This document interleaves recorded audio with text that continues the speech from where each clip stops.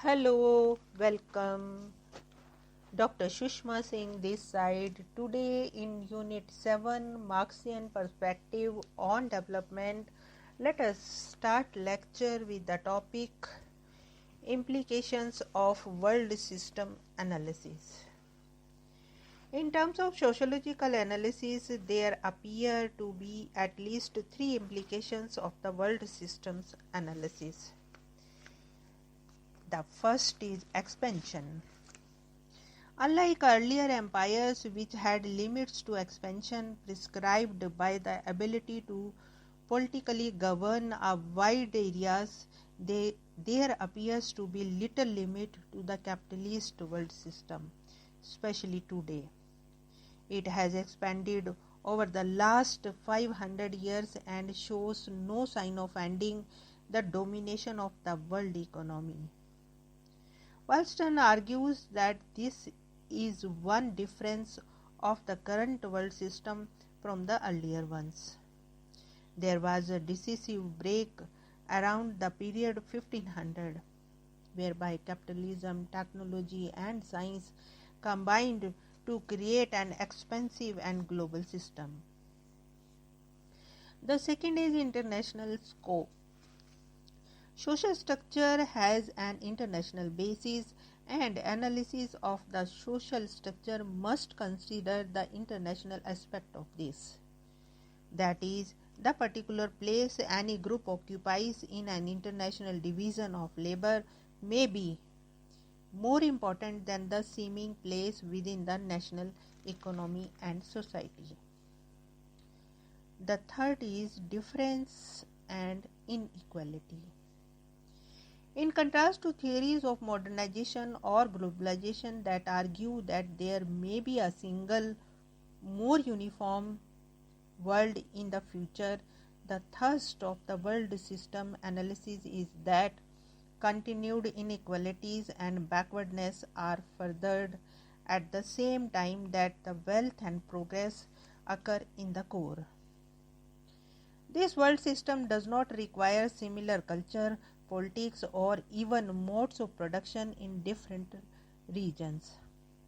Rather, the capitalist world system can accommodate many different political forms like democracy, totalitarianism, monarchies, military rule, and different forms of production like slavery, semi-feudal form of large estate, and impoverishment of peasants, market-oriented agriculture.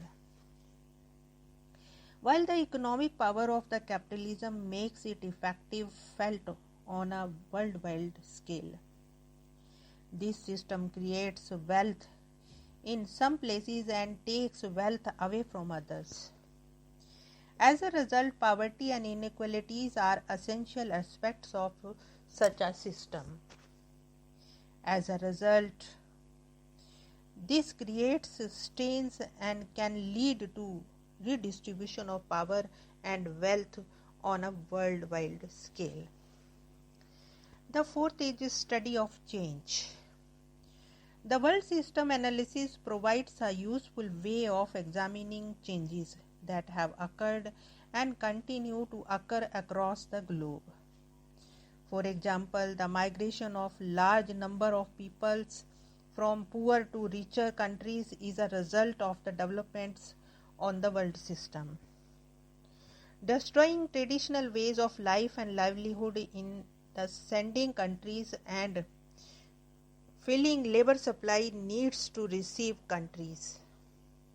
At the same time, this approach may be overly economic in much the same manner as much Marxian analysis.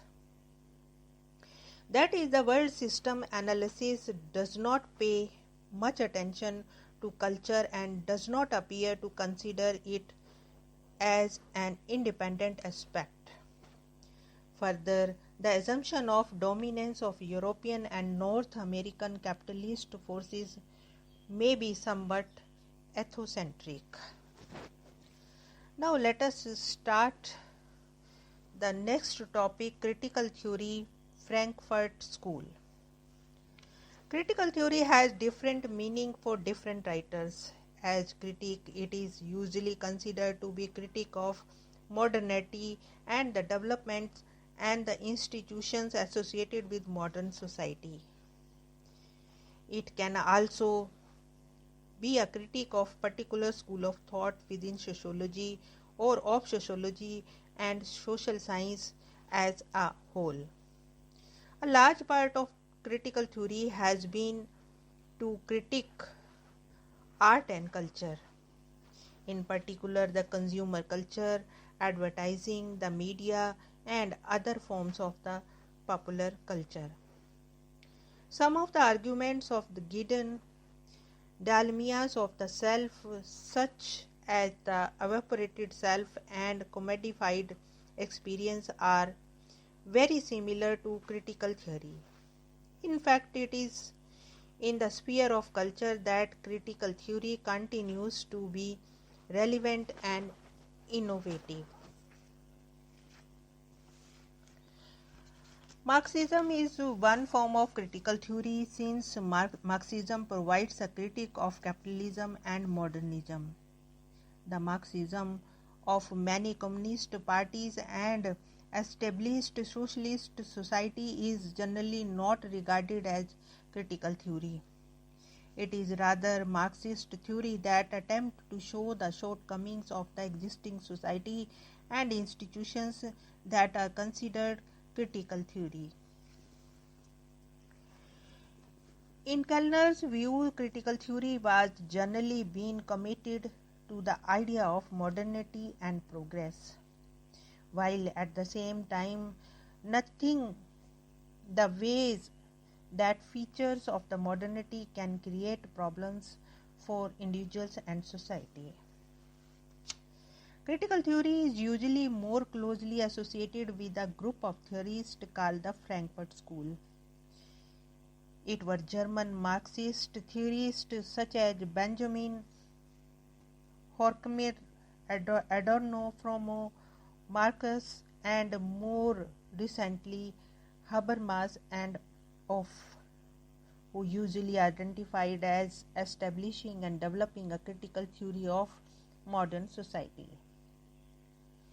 Others, such as the Hungarian Marxist Lucas and some contemporary North Americans, most notably Karlhaus and Kellner, are also considered to be the critical theorists. It will be primarily this tradition that will be examined in this section. The first is historical background. When critical theory is mentioned in connection with the social theory, it is usually associated with what is called the Frankfurt School. The institution had begun in 1923 with a financial endowment from a wealthy German grain merchant and was attached to the Frankfurt University in Germany. German universities had been quite conservative, but with the political turmoil following World War I, new ideas developed and were influential within the universities. For a time, many Marxists thought that Germany would become socialist following the Russian Revolution. When this proved unlikely to occur, some of the intellectuals attracted to Marxism argued that Marxist-oriented researches were necessary to be re-examined. Marxist theory in the light of the changes that had occurred in Europe. In particular, some of these Marxists considered that while the objective conditions for socialism existed, the subjective consciousness of the workers was not conducive to overthrow capitalism and creating socialism. In particular, revolutionary consciousness, culture, and organization, and a clear notion of socialism seemed to be lacking. As a result, it was necessary to reconsider various aspects of Marxism and focus on consciousness, subjectivity, culture, ideology, and the concept of socialism. in order to make possible radical political changes. The institution became its work in Germany and continued through 1933. When the Nazis came to power, most of those who were members of institute went to United States at that time, with some like Marxists staying there, while others returned to Germany after World War II. The institute was established in New York City and became affiliated with Columbia University, and it was there that the term critical theory became associated with the institute. After World War II, the institute was re-established in Germany and continues to operate there. Following the death of Horkheimer and Adorno, Jürgen Habermas became the leading critical theorist, a position he continued to hold. The periods of major critical theorists were Walter Benjamin, 1892 to 1940, Max Horkheimer, 1895 to 1973, Theodor Adorno, 1903 to 1969, Heinrich Böhm, 1900 to 1980, Herbert Marcus, 1998 to 1999, Jürgen Habermas, 1929. Now let us look at the features of Frankfurt School and how it can put as an extension of Marxist thought in the next lecture. Here we want to close today's lecture. Thanks for listening.